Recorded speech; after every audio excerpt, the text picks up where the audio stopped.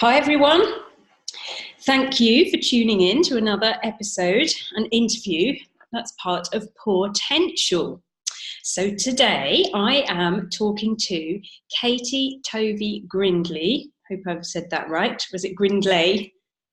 Grindlay. You said it correctly. You said it how I say it. Cool. And she basically has really cool wallpaper, which I've just seen. This is so cool. Like, if you're going to have a dog business, this is probably one of the first things you consider is like what wallpaper you're going to have in your office. I love the fact that you have this. It's brilliant. But honestly, I think like branding wise, it really fits. So you've thought about even the decor of your home in relation to your brand. It's brilliant. And this is why Katie's so good at branding, because literally she does think of everything. So yeah, tell us a bit about you, because I mean, I know, you know, how successful I've watched you become, because I mean, I've been in business doing what I do for about 11 years, but Wow. you haven't been around that long and you've really soared. I've actually, you know, I've really admired what you've done in a short space of time. So tell us all about it. Thanks, Caroline. So I started my business in 2015 called Woof Woof Network. And that came about because I set up the Twitter chat hour Woof Woof Wednesday. And then last year I decided to rebrand to Business Wonderland because I was having people from other industries asking to come and work with me, but they were kind of put off because my website and obviously my business name, it was all about pet businesses. So yes, and before I started Woof Woof Network, I was a dog business owner, just like the rest of you guys. I had my own pet services and thoroughly enjoyed it, and yes, miss being out with lots of dogs every day. Yeah, but also having been in that field, I guess it gave you a bit of a head start to know the sorts of things people would be looking for answers to as well. Yeah, definitely. There's definitely a pattern. You probably might think that you're the only one that struggles with it. Definitely not. There are so many other people that are thinking the same things as you, struggling with the same things as you, from the tiniest things to the really huge things. So yes, it's quite good because I've been there, I've worked through it, and now I can help other people with it as well. Yeah, it's brilliant.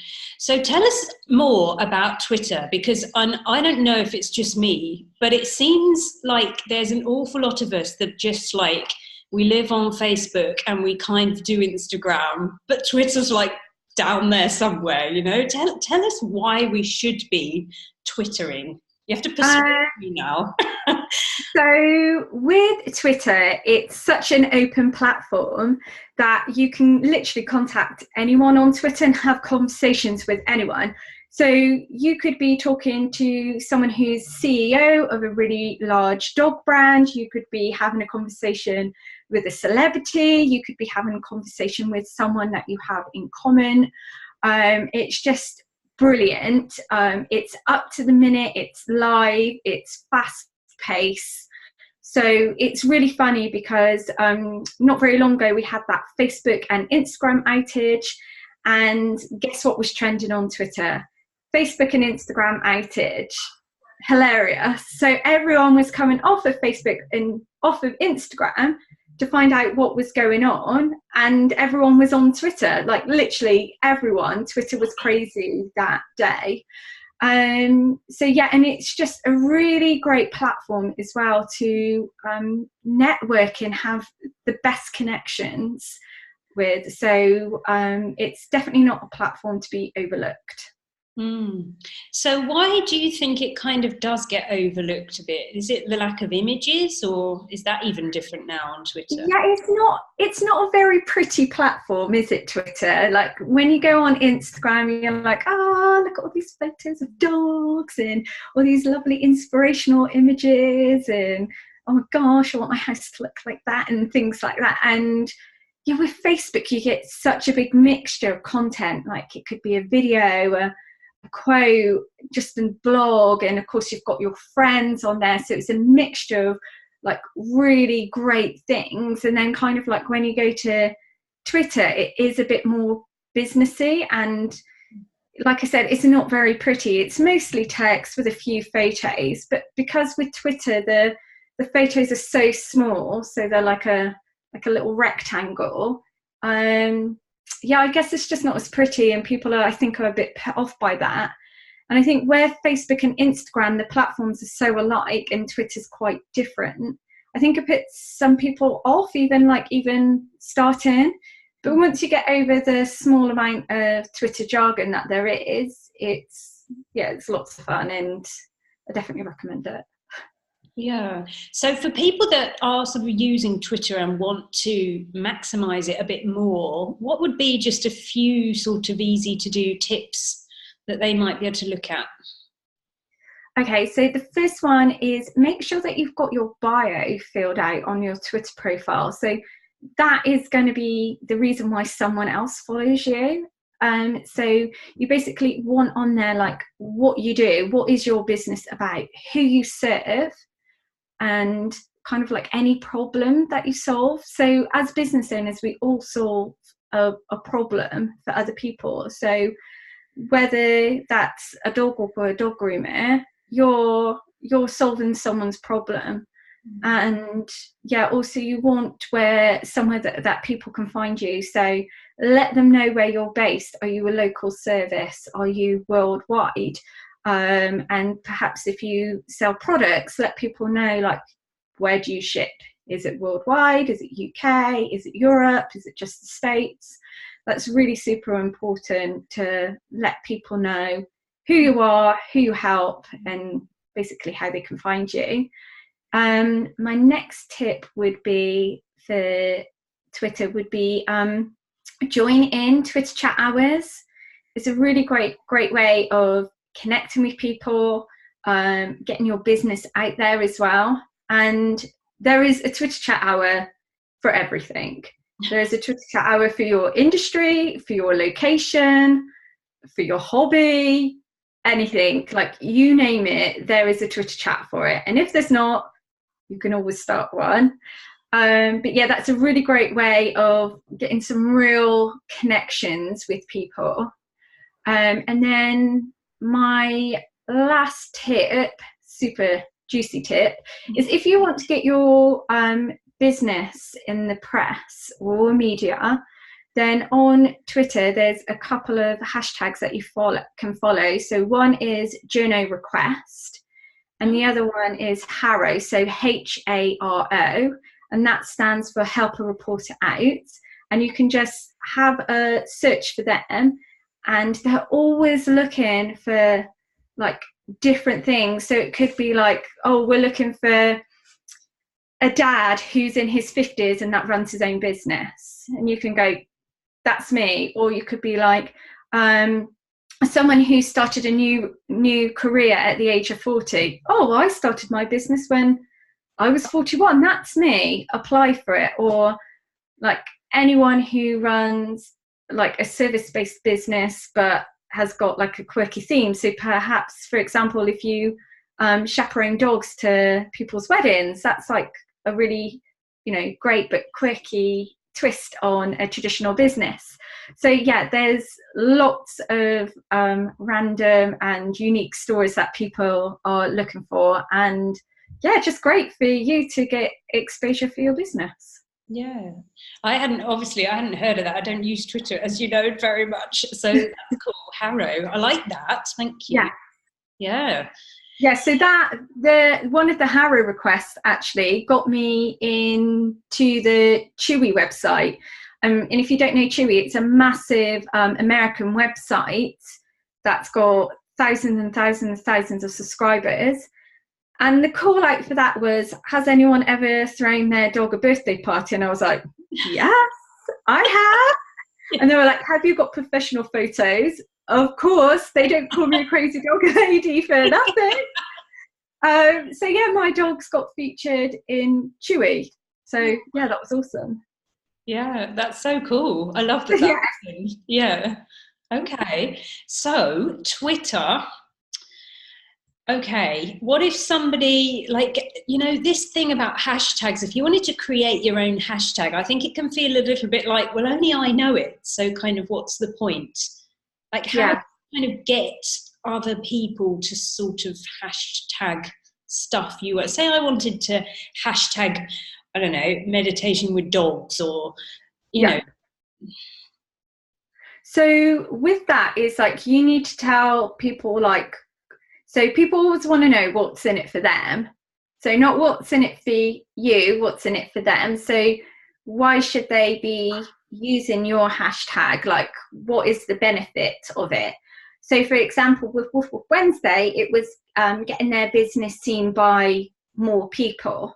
But that wasn't always the case when I first started out. When I first started out, it was all about making connections with other pet business owners.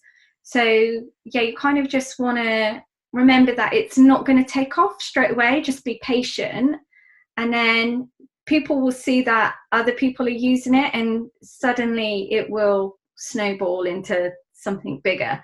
But yeah, just remember that you need to let other people know why they should be using it, or like to use it in the first place. Don't kind of just go, oh, well, I'm going to start using this hashtag, but then not tell anyone about it. So yeah, spread the word about it. Yeah. And does Twitter have similar regulations to Facebook in terms of like running competitions or competitions in the dog world? It's a lot less restricted. So on Facebook, you've got to have like all the terms of service clearly displayed, like, like you're not allowed to do certain things as well with the Facebook competition. With Twitter, it's, yeah, the regulations in terms of service are a lot more relaxed. Mm-hmm. Yeah, okay. So I wonder if, I tell you what, there's probably going to be people who have questions about Twitter that I potentially haven't answered. So we can have them, if you've got them, you can put them in the group that you're watching this on, and we can see if Katie's got a quick answer. But I wonder if we should move on to the wonder of Facebook now, if we've highlighted it, because obviously for the most part, I think we all kind of use this and we get it, and we get how to tag something, we get how to set up an event, etc. And sort of the latest thing really is Facebook advertising, isn't it? I know you've included that in your teachings. Yes. So what would you say about Facebook now? Where we are at with Facebook now? So Facebook is definitely still a great platform to be on. It's still the most popular platform as well. Instagram is slowly creeping up bit by bit, but yeah, Facebook is still a really popular platform, still really great for your business. I know a lot of people have said that you've got to pay to play now, but that's not necessarily true. Organic reach is still very much alive. In fact, I know someone who's just had a post that went viral and had over 10 million views without any paid ads on it. So yes, you just kind of need to make sure that you're posting the right content for your audience, and not the content that you think they want, if that makes sense. Yeah, I know what you mean, although I think sometimes it could possibly be hard to determine that if you're in the thick of things. How might somebody go about that? I would ask your audience, literally that simple. Like, say to them, like, what would you like to see more of? Give them options. People like options. Say, I'm thinking of doing a blog post on this or this. What would you prefer? And go with whatever answer they've said. And yeah, just, it's all about testing as well. So think, okay, if I was in my ideal audience shoes, I think I would find this really helpful. Post it out, see how it does. If it doesn't do very well, just try something else. It doesn't matter. It's all about testing. So yeah, just don't be afraid to put something out there and for it not to do very well, because it's all about learning. So yeah, just test and definitely ask your audience what content they would like to see from you. Yeah, so you could kind of set up a poll on your page, for instance, and say, yeah, definitely, but just give them options rather than go like, what do you want to see from me? And they're like, I don't know. So yeah, definitely give them options, and see what happens and see what response you get. And don't be afraid as well to put that post out several times at different times of like the day, or spread out across a week or 2 weeks, because some people won't see that post. So yeah, I would pull it out definitely a few times to get a good range of results. Yes, yeah. I think sometimes it can be that you think, oh, I posted that. They don't want to keep seeing it again, you know. But actually, sometimes I guess we do just have to keep putting it on again until. Yeah, and I also, it's funny, I've noticed from joining groups like yours, you can click through to somebody because they might have a really cute dog as their profile picture, for instance, and you think, oh, who's that? You know, well, especially me, I would do that. And like, oh, what breed of dog is that? Not seen one of them before. And then you're sort of immediately thinking, okay, so this is, I don't know, Jenny Smith, and I can see she owns this really cool dog breed that I've not seen before. And but what does she do? For a long time, I didn't have my link to my page on my profile. But it's like we have to, I mean, is this still the case? I'm thinking it probably is, that we kind of have to integrate our profile with our page, because when we're in groups like that, people aren't being directed to our page. Yes, absolutely. Like, if you haven't got what you do on your personal profile, like even just say what your business is, let alone not have a link, like you are missing a massive marketing opportunity. It is so important, because like you say, or someone could be super helpful in a Facebook group and go, oh my God, this person's really good.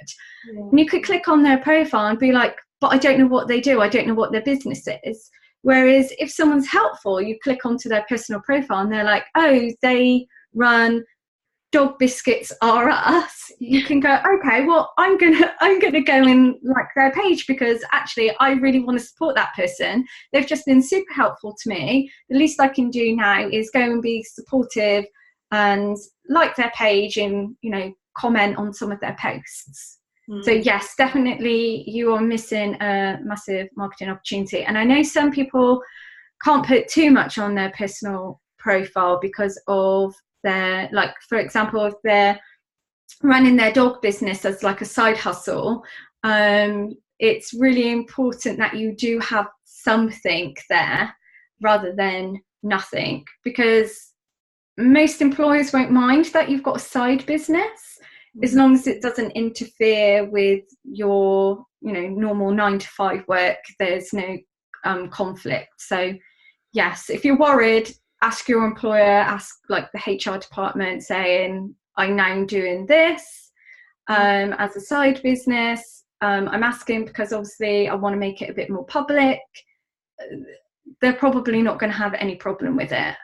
So yes, definitely have something on your personal bio that you run your dog business. Yeah, well, I guess there are a lot of us that will do hobby businesses, which in a sense, you know, they're in our free time, I guess. Yes. Yeah. But as well, I think as well, if you kind of call it a hobby business, it's always going to be a hobby and not a business. So yeah, you kind of have to decide whether you're going to have this as a hobby or whether it's going to be a business.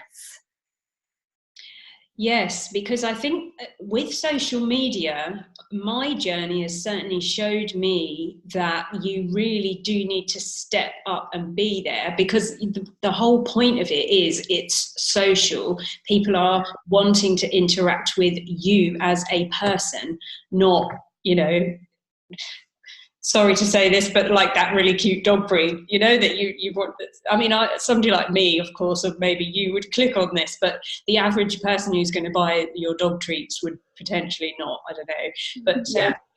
I guess it comes down to your branding. But what I'm trying to say, I guess, is it really about like photos of you doing live videos, like putting yourself there and saying, hi, I'm me. this is my personality and this is my brand and this is what I do, you know, which I guess you could do whether you still have a 9 to 5 or not. Yeah, absolutely. You just have to treat it like a business rather than like a hobby. If you treat it like a hobby, it will only stay like a hobby. But if you treat it like a business, it's got the potential to grow legs and become a business. That's the difference. It's mostly about mindset. Mm-hmm. Call it a hobby, it will stay a hobby. Call it a business, it will become a business. Yeah. Yes. So anything else about Facebook? Any little gems you can think of, or any changes that are coming up that we need to be considering? Facebook changes all the time. It's kind of why I quite like Facebook. It's just forever changing, forever updating. There's some updates coming on Facebook ads. And yeah, there's some new Facebook group features that are coming up, but not much more details I can get because they haven't released them.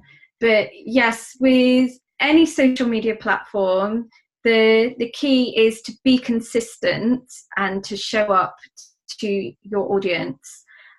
So for example, if you know you can't show up on social media every day, kind of think, okay, I can show up every other day, but you must show up every other day and be consistent. If you post Monday, Tuesday, Wednesday and disappear for 2 weeks, you probably won't have a very engaging audience. Or if you go, okay, yeah, I'm doing it this time. I've sorted it out. I'm going to be really good with my social media. And then you do it for 2 weeks and then you disappear for 2 months. It's just like, that's really not being consistent. So yeah, show up, be consistent, engage with your audience. I think those are my real gems for being successful on any social media platform. Yes. Yeah. In fact, I'm a bit guilty of doing that lately. I started doing Soul Dog Sundays, and then I don't know why I didn't do the one before Crufts, but then I intended to do one at Crufts, and the time just went, and I suddenly thought, oh, it's gone past the time. Okay. So I even missed out on showing people Crufts, you know, but yeah. Yes. And so I know how easy it can fall into the trap of starting something all enthusiastically. Yes. You teeter off a bit. Yes. But there's lots of things you can do to help you kind of like stay consistent and stay on track. Too much detail to go in at the moment, but yes, definitely lots of things that you can do to help you be more productive and be more consistent. Yeah. So other than social media, I mean, can I ask you more about online in general? I mean, are we getting too caught up in SEO and things like that? Does it really matter? Yes, SEO is super important, especially if you're blogging, because that will help you as well get your blog seen by more people. Blogging is also a really great way to get people back to your website.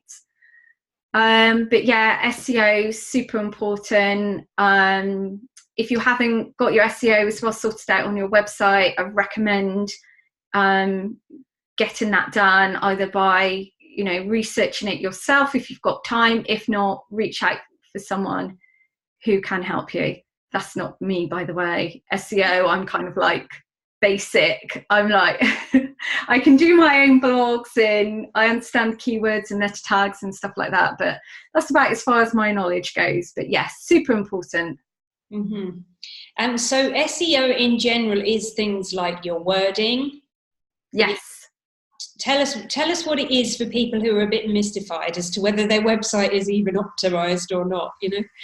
So if you've got, so I only really know about WordPress websites because that's what I've always used. So I don't really know much about Wix or Squarespace. I know with Wix, I think you're a bit more limited to what you can do with SEO. Someone correct me if I'm wrong. But yeah, so I use WordPress and there's a plugin called Yoast that you can use for your SEO. And you kind of have to think of the keywords people are searching in Google to find you for your business.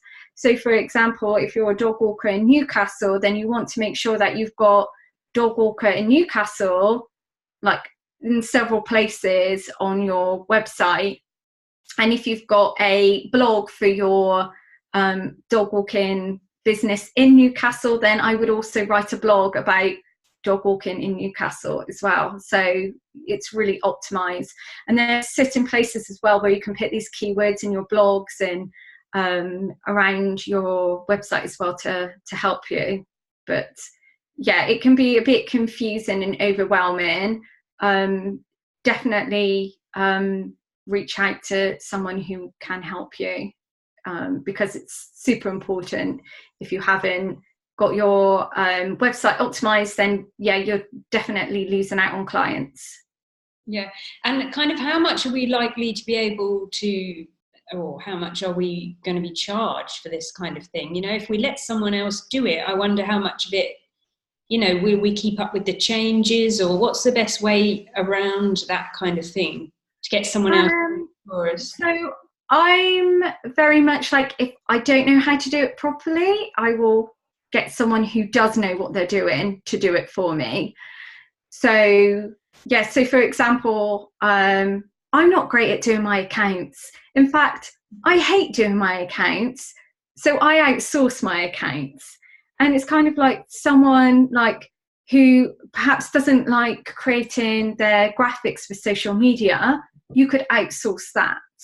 So it's just getting help with SEO doesn't mean that you're not, you know, the best business owner. In fact, if you don't know what you're doing with SEO and you're reaching out and outsourcing it to someone else, that makes you a really good business owner, because it stops you wasting hours and hours on something that you don't understand, you're not very good at. Because you could pay someone, I don't know, like for a couple of hours one off, and they can go, okay, this is what we're going to do. You need to update it in, I don't know, 2 months time. This is how you do it.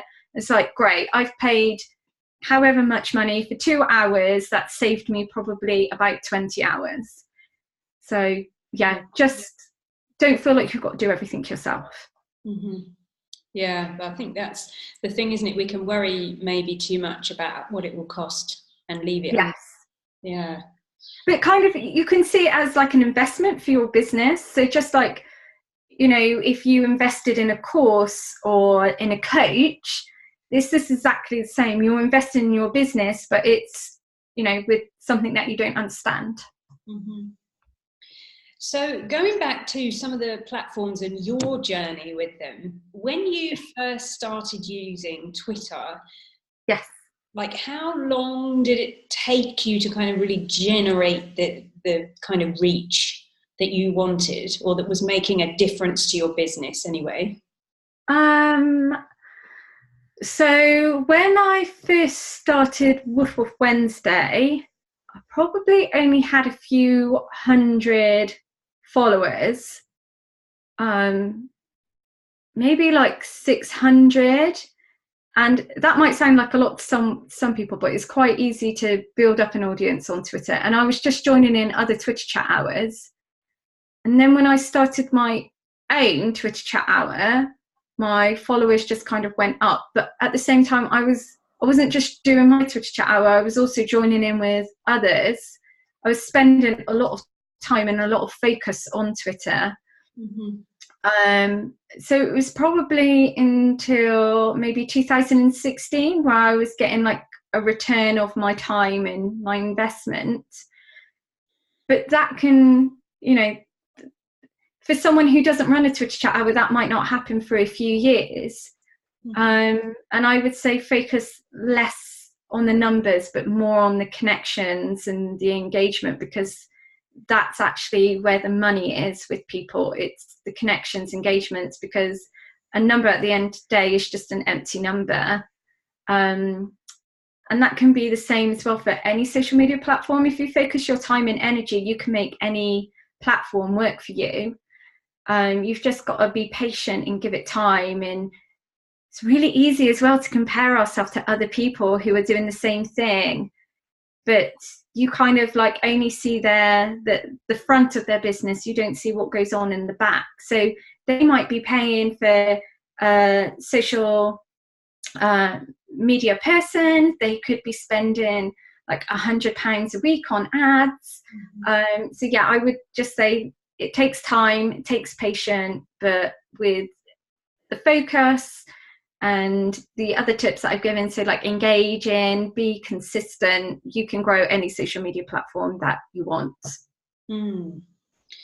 And do we still have this 140 character thing with Twitter, I'm guessing? No, it's much higher now. I think it's 260 now. So yeah, you can write loads more. And sometimes now, even when I'm tweeting, I'm just like, oh, I've run out of characters. Oh my goodness, like, how did I even like manage with 140? But yes, it's doubled. So much better. Yeah. Okay. Well, this is interesting. Thank you. It's cool. I hope it's answering lots of your questions about social media or about starting with different social medias. So we've mentioned, obviously, the top few. What do you think about anything else that's up and coming that we might be able to hop onto? Okay, so don't hop on to just any social media platform just because it's there. You don't have to be everywhere. So I always say to people, if they're starting, just stick with one or two platforms, build up your audience, do them really well. And then once you've got to that point, go, okay, I'm doing Facebook and Twitter, I'm now going to start Instagram, or I'm doing Instagram and Facebook, I'm going to try LinkedIn. And as well, like if you've got a very visual business, there's going to be platforms that are better for you, like Instagram and Pinterest. If you're like a service-based business, then Twitter and Facebook might be better for you. But yes, don't feel like you need to be on every single social media platform. If you don't like it, don't be on it.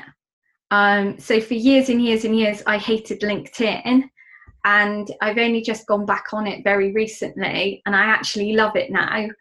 But for ages, I didn't like it, and I was just kind of like, why am I even on this? I absolutely hate LinkedIn. So I just came off of it, and it was the best thing. So if you've got an account on any social media platform that you're just like, well, I was only on there because I thought I had to be on there, you don't. I would just close down the account and concentrate your focus and time and energy somewhere else instead. But yeah, just don't feel like you've got to be on it if you don't enjoy it. And as well, like you're kind of like having to come up with content as well for all these different social media platforms. And it's just like, if you're just wasting all this time creating content, you're not actually going to be able to serve your customers, like work on your business rather than just in it. And you'll just find that you kind of like get really burnt out and go, oh, I don't need to market my business. And that's where you start becoming inconsistent because you're on too many platforms. So yeah, just choose 1 to 2 platforms to focus on that you enjoy, and yeah, just build your audience from there. So yeah, don't feel like because there's a new platform coming out, you need to jump on it.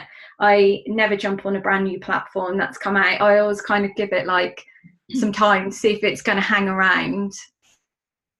Yeah, in fact, I mean, it's reminded me in a way of, because when I started my business, we didn't even have this. So I can remember stuffing envelopes and posting them and going round vets, putting posters up, and, you know, but I wonder do you think that there even this could be just a tiny bit the case that sometimes we spend too long on social media, or we spend too long making Facebook ads, when actually going in somewhere or arranging a talk at your local dog club could actually bring you more dog walking customers in the area? Sorry, my dog's barking. I think there's someone at the door. Sorry, everyone. Nothing like being a dog owner when you're doing an interview. So I think it's good to have a mixture of both. So online marketing and offline marketing. So is important as online marketing is, so with your social media and things like that, it's also really important to have real connections. So yeah, go into your local vets, go and see your local dog trainer, make connections with your local dog groomers and dog walkers, go to those local networking events. I mean, I've met some of the best people from going to local networking events, and I'm just friends with some of the nicest ladies that I've met through these events. And sometimes you go and the events are kind of like yeah, but the people you meet, that's why you go. And it's great because they know you and they've met you, they're more likely to recommend you as well. Yeah. So yeah, definitely having a mixture of both. I wouldn't kind of say, oh no, I only do online marketing. Definitely take it offline, go to meetups, go in, make those connections with other people in your local area. Definitely. Yeah, it does make me wonder, because often it's about showing up, however you show up, Yes. So if you're doing a Facebook Live, you're showing up that bit stronger than if you're just posting a picture of your dog or a dog that you walked and looks like they're enjoying themselves. But just heading into premises or somewhere you're going to advertise, or that's like another level of showing up sometimes, that I feel sometimes we kind of draw out of that and just hide almost behind social media. Yes, definitely. I think some people just don't like being rejected, but you kind of have to think of it, it's not personal, and kind of like when you're going, oh, I need to go and do some local networking, and you want to go into these premises, kind of just think, if you're a bit anxious about it, kind of just think, okay, what's the worst case scenario? They're going to say no. But what's the best scenario? They're going to say yes, and they're going to recommend me to their clients. Brilliant. Like, you've not lost anything other than just having a conversation. That's it. That's all it costs. Brilliant. Mm-hmm. And since you've moved into Business Wonderland, and you're obviously doing or working with other businesses that aren't kind of dog related, I mean, is there a differences between working, or really is it that's just the way it is? Not really. Yeah, kind of like the difference is sometimes how people consume content or what content they're creating, and yes, but mostly it's very, very similar, whatever industry you are in, on social media or offline marketing. Yeah. Okay, so we've not mentioned YouTube, but I don't know whether you know much about YouTube. Do you do this? I do a bit of YouTube, but again, unless you're making videos a lot, then again, you don't have to be on there. If you're making a weekly video, then yeah, YouTube's probably going to be a great platform for you. But if you're only like doing videos of out walking your dog, then yeah, there's no need for you to be on YouTube. Okay, I did hear one social media person, although I'm probably talking about a year ago, or at least 9-10 months ago, and they were suggesting that one of the ways you could get to the top of Google was to create the new YouTube Live. So when you're on your YouTube account now, it has a little camera icon, and yes, you've seen it, and you can click and you can either go live or you can add a video that you've pre-recorded, and that seemed to be the new in thing. I don't know whether that's still the case. It's kind of like jumping on the bandwagon as well. So LinkedIn videos as well do really, really well at the moment, but all you're teaching is people to go over to LinkedIn to watch your latest content. But if you're trying to grow your Facebook page, then that's no good. So for example, if you're trying to grow your Facebook page, then you should be posting native videos onto Facebook and doing Facebook Lives. Also, Pinterest is really good for SEO. But again, if you're not using Pinterest, then don't kind of hop on it just because you feel like it's going to get results. Getting results is going to be focusing on those social media platforms that you are trying to grow. So yeah, it's kind of like it's kind of like shiny objects and kind of going, oh, squirrel, I'm going to get up to Google on that one, but actually I'm not growing my audience on that one, so why am I going to go on there? Oh, because it's going to get me to the top of Google. But yeah, you are literally just telling people to consume your content over on YouTube, and that's it. Mm-hmm. So for example, if you want to be on YouTube, there are different ways that you can teach people to consume your content on, for example, Facebook or from your newsletter to then head to YouTube. But yeah, just don't kind of get distracted by the little squirrels everywhere. Yes, I understand. You're almost diversifying too much in a way, spreading yourself too thin. Yeah, or not really in the whole like funnel thing. So why is Pinterest good for SEO? It's images, surely. Yeah, it's images. So you come up on the image search, but of course in Pinterest you put in your keywords. Oh. So when you upload a pin to Pinterest, you can put in whatever description you want, but of course you want to put in the keywords. So for example, if I uploaded I don't know, perhaps a picture of me and one of my dogs, and in the caption in Pinterest I put in the phrase crazy dog lady, and if I then went to Google and typed crazy dog lady, it would pick up on Google that image. Okay, that's really interesting. I didn't know that. Yeah, that's interesting. Oh, well, maybe this is something I can start using a little bit more, you know? Perhaps I'm more persuaded on Pinterest by the end of our conversation than I am. It's like Twitter, forget about it. YouTube, gone. Yeah. All about Pinterest, yeah. Yeah, and Pinterest is actually really good because it's called a social media platform, but actually it's just like a second Google. It is literally like a search engine. People are going there to search for something, to be inspired, to learn how to do something.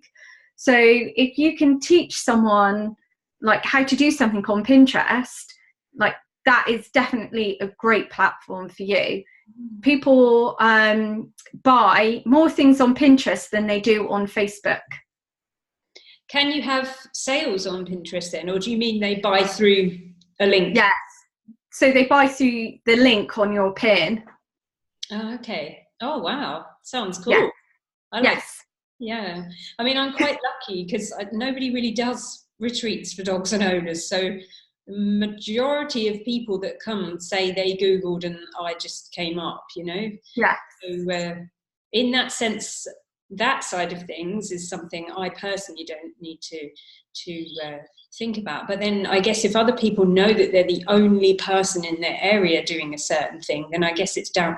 You could really maximize that potential with you being that person in that area.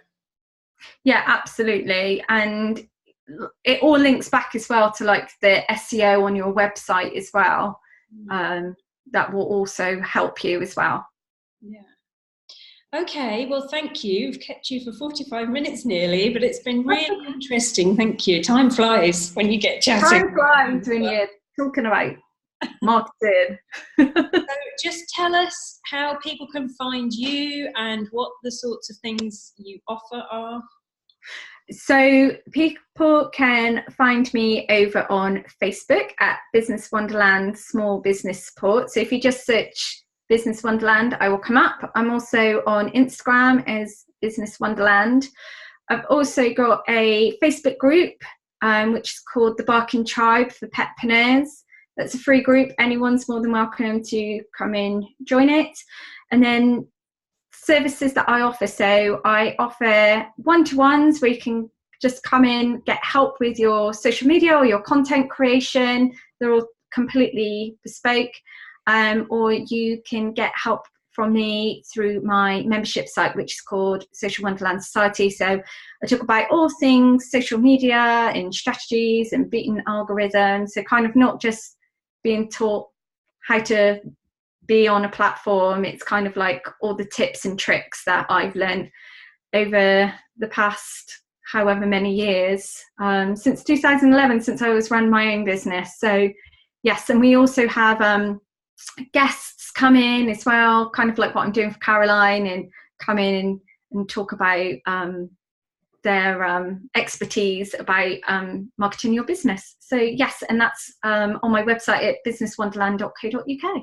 Yeah, brilliant. Okay, well, thank you so much for being part of this.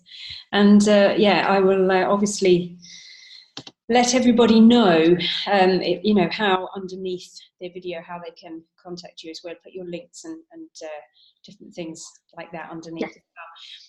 Perfect. And yeah, if anyone's got any questions, do get in touch. I'll be more than happy to answer any questions that anyone's got. Okay, all right. Thank you. And thank you so much for watching again. And I look forward to seeing you on the next interview that's part of Potential.